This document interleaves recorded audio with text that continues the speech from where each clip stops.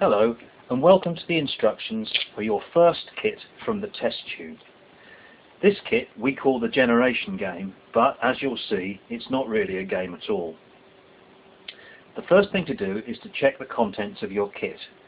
You should have 2 large metal plates, slightly different to each other, 3 nylon gears, 3 different sizes, 2 different electric motors, 2 small crosshead screws, 1 large LED, an injection moulded propeller, 4 screws, flathead, 4 blue spacers, 4 nuts, 1 short shaft and 1 cranked shaft. You'll also need 1 or 2 tools. We recommend you use a small pin hammer, a small flathead screwdriver and a small crosshead screwdriver. In addition to this, you'll need 1 or 2 of the components from your previous free kit, Voltage Vegetables. You'll need your meter and the leads that go with it, and also the sound chip that was provided with that kit. And finally, 2 of the 3 crocodile leads from Voltage Vegetables.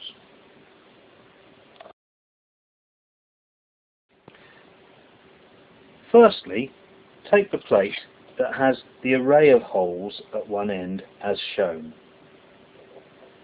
Take the larger of the 2 motors and assemble the motor and the plate together as follows.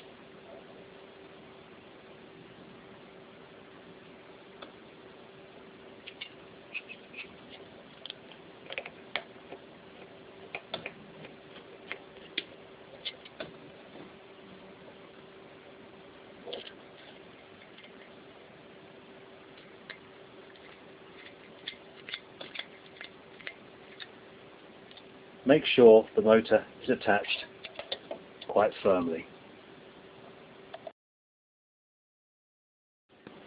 Your next job is to take the smallest of the 3 cogs and push it firmly onto the shaft of the motor as shown. Put this assembly to one side for a moment.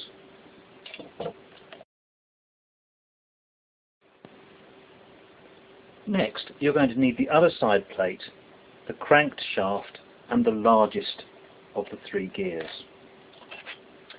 Firstly, take the shaft and place it through the hole as shown. It's very important you get this part right. The longest part of the shaft through the hole as shown.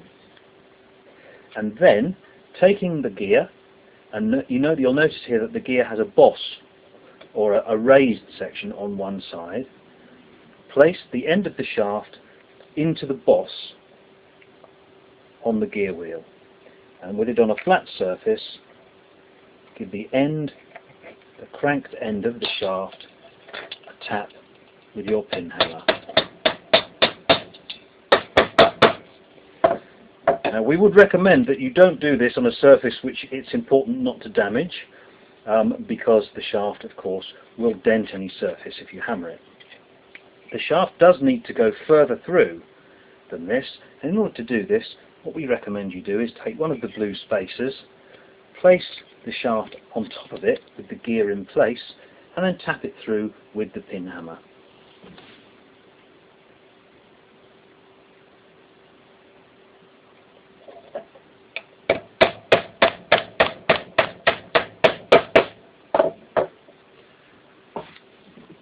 As you can see here, we now have the shaft in place through the side plate with the large gear fitted firmly onto the shaft.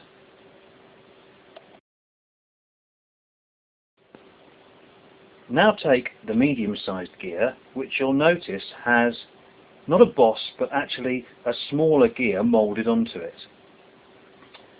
Lay the gear face down on a flat surface, and again using the pin hammer, take the short shaft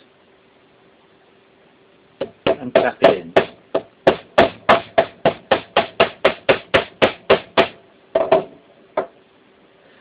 Again, we need to make sure that the shaft goes all the way through the gear. So again, taking one of the blue spacers, tap the shaft just a little further through the gear.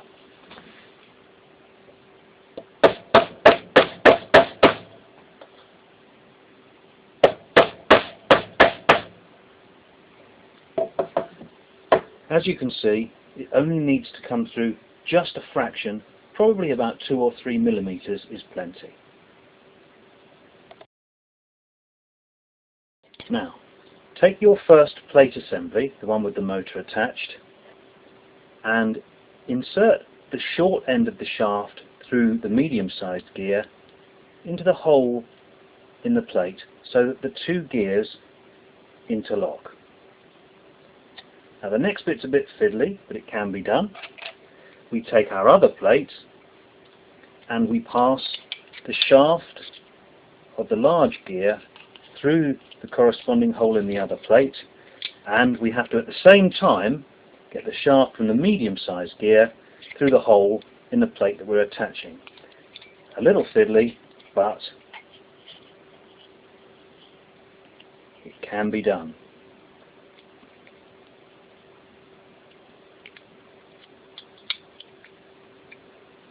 And at this point, you'll have to be careful to hold the plates together with your hands so that the gears don't fall out. The next job is to take the screws, 4 screws, 4 spacers and 4 nuts, and connect the 2 plates together like so.